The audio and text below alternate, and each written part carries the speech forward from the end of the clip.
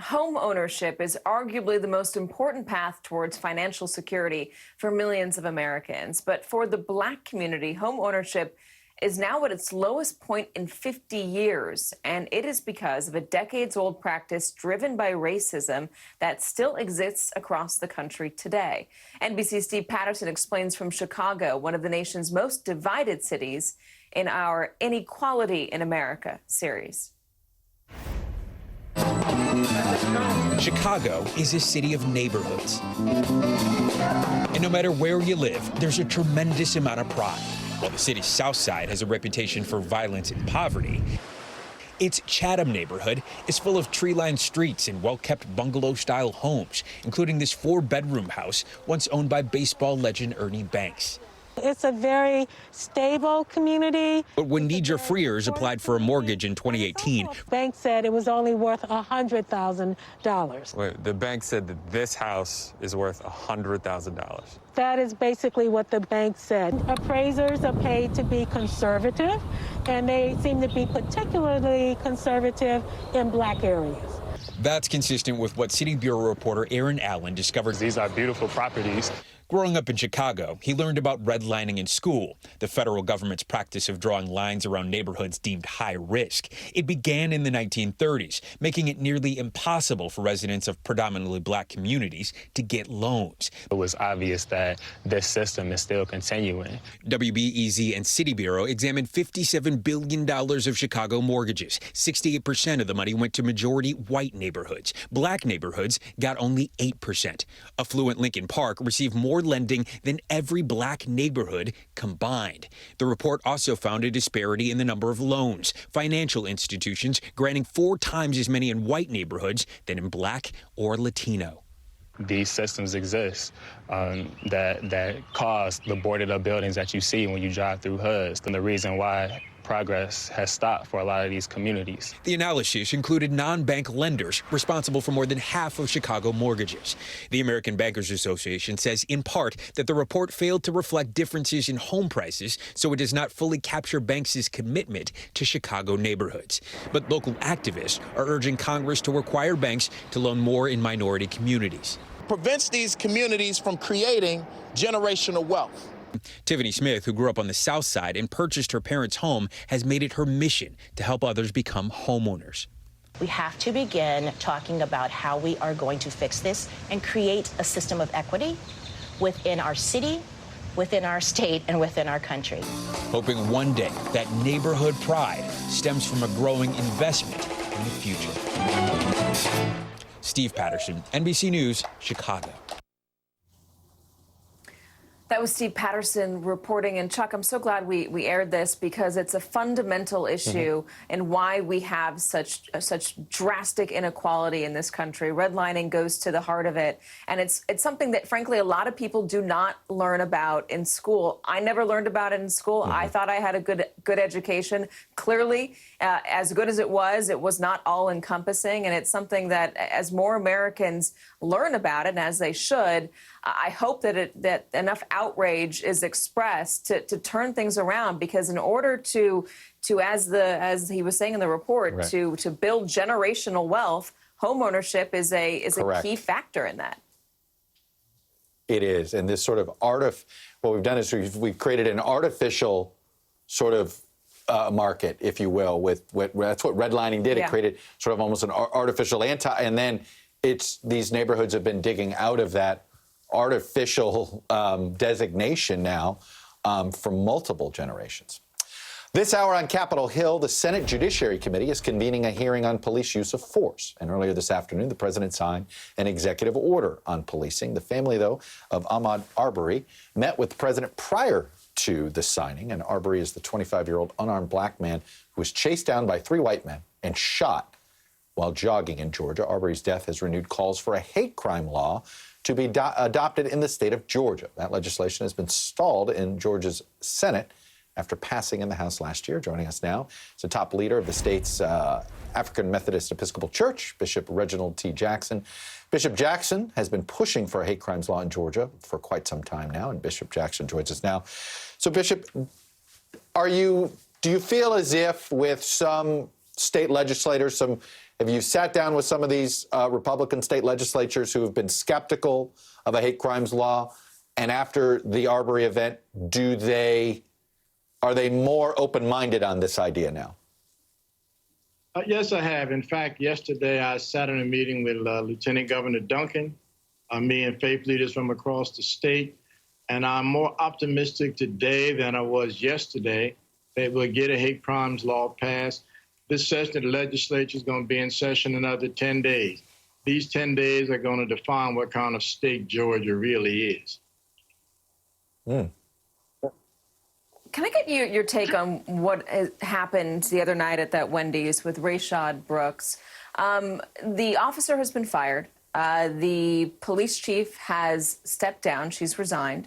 What else do you think needs to be done? Do you believe that criminal charges or civil charges should be brought against the officer who shot his weapon? Yes, I do. What happened Friday night was, again, another example of what happens to far too many blacks as it relates to law enforcement. Yesterday at the rally in Atlanta, we mentioned there are over 100 blacks who have been killed at the hands of law enforcement, most of them completely, totally unnecessary. What happened Friday was totally unnecessary. He in no way should have lost his life because he was sleeping in the driveway of Wendy's.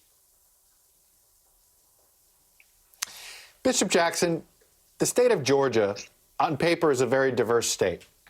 Yeah, you and I know it's a very segregated state, particularly on race. And I'm just curious, as you look at this, the event with Arbery, there is just so much. And how much of this issue do you think is sort of this, I don't know what you want to call it, but maybe ignorance in some parts of the state as to what life is like for black Georgians? Well, a few minutes ago, I said the next 10 days are going to define what Georgia is really like. The fact of the matter is I met twice with Governor Kemp. Yesterday made the third time I met with Lieutenant Governor Duncan, and they've said to me over and over that we are not going to tolerate hate. Georgia told me that. We had a 16-year-old girl who came to Bethel AME Church in Gainesville, Georgia, who wanted to do there what Dylan Roof did at Mother Emanuel in Charleston, South Carolina. We had 3 white supremacists who were arrested in Flint County, Georgia. And then we had the Ahmaud Arbery execution. And the sad fact is that while we keep saying we're not going to tolerate hate, acts of hate keep being committed, and there's nothing Georgia can do about it because it does not have a hate crimes bill or a hate crimes law. So there is no credible excuse for Georgia not to have a law. 46 states in the national government can't be wrong. Bishop, quickly, why do you think that 2 men could kill Ahmaud Arbery in daylight as he was just running down the street? Why do you think that they felt empowered to do that, their alleged murder? Well, it's because not only in Georgia, but all across the nation, there are a couple of things that are said that are used to justify what police do. One is, I feared for my life. If a law enforcement official says that, you almost automatically can be assured of being exonerated. Second thing is, he looked like somebody who had been robbing in our community. Yet, when you look at the statistics, there had been no record of robberies in that community. The third thing is, most of these states have this, what I call ridiculous law called citizen's arrest. And it's strange, the only citizens who seem to be getting arrested happen to look like me. Bishop Reginald T. Jackson, I know you're pushing for this, and we'll check back in with you in about 11 days to see what the next 10 days are like. Thanks for coming on and sharing your perspective with us. Well, Thank you so much. That's what we're going to check in and find out. You got it. All Katie, right. over to you.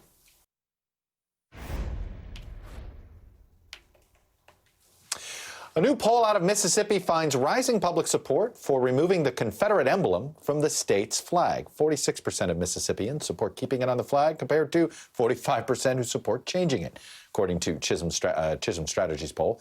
Now, in 2017, the polling divide was a bit wider, 49% in favor of retaining compared to 41% in favor of removal. And for those of you that may recall, there was a 2001 statewide vote on the issue of changing the flag. At the time, 64% voted to keep the flag. 19 years ago, 36% voted to remove it. Mississippi is the only state flag left that retains the Confederate battle emblem. Katie, the governor wants to see a referendum next. I have a feeling that that is probably how Mississippi will go in dealing with that, is try a referendum again first. Yeah, and news that Ole Miss is going to move one of their Confederate statues off campus. Chuck, there are only 140 days until the November election. I don't know if you knew that. Of course you did. The latest Real Clear Politics average shows presumptive Democratic nominee Joe Biden leading President Donald Trump by more than 8 points, and new states may be in play for Democrats. So joining us now with the latest polling is NBC News national political correspondent Steve Kornacki at the big board. So, Steve, leave the national poll aside. Let's get into the states. What are they saying? Yeah, I mean, a good way to look at it is, remember, Hillary Clinton won that national popular vote by about 2 points in 2016. So if Biden's up 8 in the polling, potentially that could pull a lot of states in a direction, in the polling at least, that we didn't see in 2016. Let me draw your attention to one in particular. This is Iowa. This was 2016. We didn't spend a lot of time on election night talking about Iowa because it was a blowout. Donald Trump won this thing basically by 10 points over Hillary Clinton. And I think because of that, we all look at Iowa and we say that is a Trump state. That has become a solidly red state. That's what we've been saying at least since 2016. But keep in mind, Iowa is a state that before 2016 was a state that Barack Obama won twice handily, in fact, 6 and 10 points. George W. Bush squeaked it out in 2004, but otherwise, Gore won it narrowly. Clinton won it twice. This is a state that has voted for Democrats a lot in recent times. So that swing to Trump was a dramatic swing, and that sets up what we're starting to see right now in the polling in Iowa. This from the Des Moines Register just yesterday, brand new poll. How about this? 10-point win for Trump in 16. It's basically dead even right now in Iowa. 44 for Trump, 43 for Biden in this poll. The Senate race in Iowa, look at this. Same poll, Des Moines Register, 46-43, Teresa Greenfield, the Democrat. Again, this is the epicenter. Iowa was in 2016 for what they called the Obama-Trump voter. All these red counties went for Obama, switched to Trump. There were more of them in Iowa than in any other state, and that may make it a little swingy potentially in 2020. Could very well be, Kornacki. Iowa, Arkansas, Utah, Texas. I mean, how many states not in our battleground have we seen in the last 2 weeks show single-digit races? That in itself is a fascinating pattern that we've been chronicling in some ways almost every day with you here, Mr. Kornacki. Definitely, yep. Steve, as always, sir, thank you. Thanks. That is it for Katie and I today. Thank you for watching. Thank you for tuning in and trusting us. Nicole Wallace and Brian Williams pick things up after this quick break.